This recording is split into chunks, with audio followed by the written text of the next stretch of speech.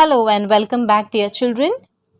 Today we will continue with Standard 7th English, poem number 4.4, Home Sweet Home, Part 2. In the Part 1 video, we have understood that the poet John Howard Payne has explained and expressed his feelings about all the wonderful things that he had explored during his life. And later, he wants and prays to go back to his own old thatched cottage again. That means he wanted to go back to his home again. So, before a further delay, let us continue with the poem. In the third stanza, the poet says, I gaze on the moon as I thread the drear wild and feel that my mother now thinks of a child. Now, here the word gaze. Gaze means to look steadily. The poet is looking at the moon steadily. Further, he says, as I thread the drear wild. Thread means, children, to walk in a specific way. So, the poet is looking at the moon, he's gazing at the moon steadily, and he's walking. Where is he walking? He's walking in the drear wild. Okay, drear wild means it's a thing that is very cheerless. Okay, so it is he's feeling very sad. We can see he's looking at the moon and trying to remember his mother, his own family, as he's walking in the drear wild, and feel that my mother now thinks of her child. He's also feeling at the same time that my mother must be thinking of me. Further, let's see the third line. He says, as she looks on that moon from our own cottage door, through the woodbine whose fragrance shall cheer me no more. And further he says, and now at this time, even my mother must be looking at the moon. She's standing near the door of the cottage and she's looking at the moon. The same way I am feeling, a homesick, feeling to meet my mother. Even my mother wants to meet me. And both are looking at the same moon in the sky because they are feeling very, very lonely. They are remembering each other. Now, through, this is the short word that he has used over here for the poetic effect. Through the woodbine. Now, what are woodbine? Woodbine are the plants where flowers are there. They are very, very lovely flowers which has a lot of fragrance, and where honeybees come to suck the nectar. Okay, so here even those flowers of the woodbine are not making them happy. They are not cheering him up. Okay, because everything is sad for him as he is feeling homesick and want to meet his mother. And finally he says, home, home, sweet, sweet home, there's no place like home. Oh, there's no place like home.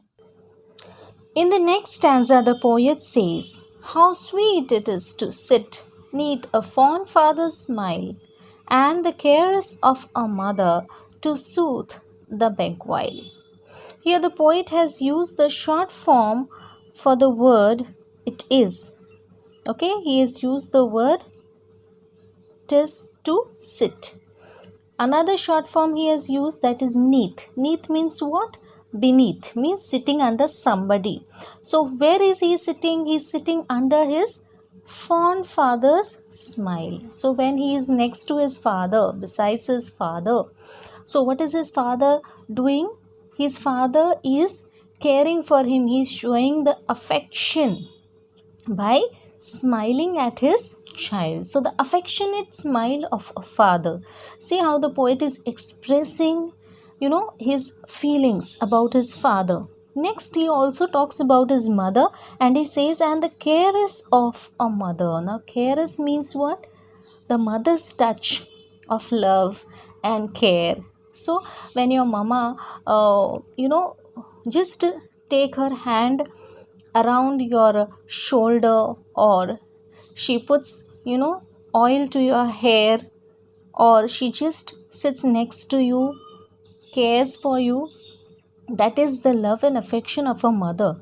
And what does these feelings do to you? They soothe you. Soothe means what? They calm you. The gentle, touch of your mother, it calms you. The smile of your father, that also is kind of love that they are showing towards you. Soothe and beguile. Now, what do you mean by beguile? Beguile means the charm. Okay, the charm of your mother and father. Okay, next line he says, let others delight mid new pleasures to roam. He says, let others have the delight. Now, here again, delight means what? The things that please someone greatly. Okay, so he's saying, let other people be delighted, let they be pleased with the new pleasures to roam around in the world. But give me the pleasures of home. Let others enjoy what they want, but I want only the love and affection of my parents. I want my home. So again in the last line he says, home, home, sweet, sweet home. There's no place like home. Oh, there's no place like home. In the last stanza, the poet says, to thee I'll return, overburdened with care. The heart's dearest solace will smile on me there. Now, here the word is used thee. Thee is actually an old English word which is used for the word you. Okay. In olden times, they used to use such words, thee, thy, thou. Okay, such words were used. Nowadays, we do not use these words. Instead of thee, what do we say? You. So, what will be the sentence? To you I'll return, overburdened with care. Overburdened means what now?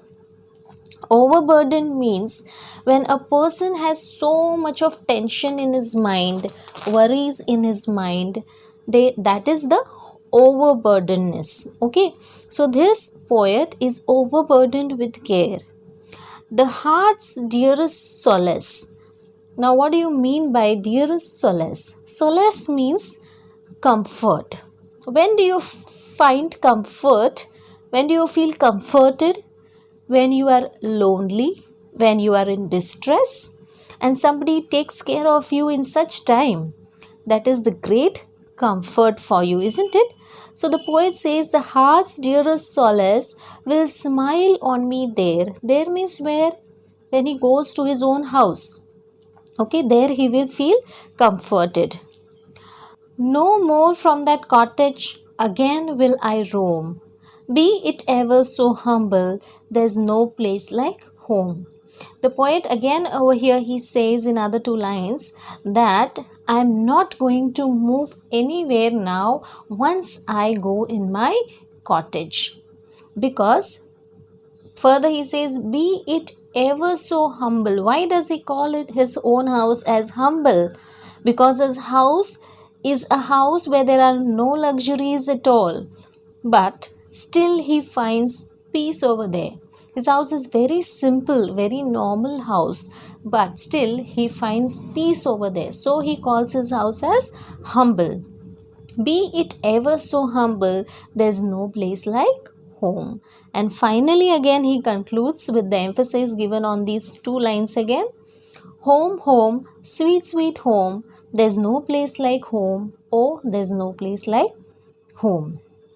Okay, finally we have ended up with the poem. I hope children you all have understood it very nicely. Now, here again I would like you to express your own feelings, children. See, in English workshop, see the last line that is given. Write out a few things that you would really miss about your home if you were to stay away from it for long. So this is what I would like you to solve. Okay, because you should understand the importance of your own house. So if it happens that you really are out of your own house, what all things you're going to miss in reality about your own house? Everybody has to write at least 2 paragraphs on it. And the rhyming words and rhyme scheme we have learned how to find in part 1 video of the same lesson. So other 3 paragraphs also you'll be doing in the same manner. Thank you, children.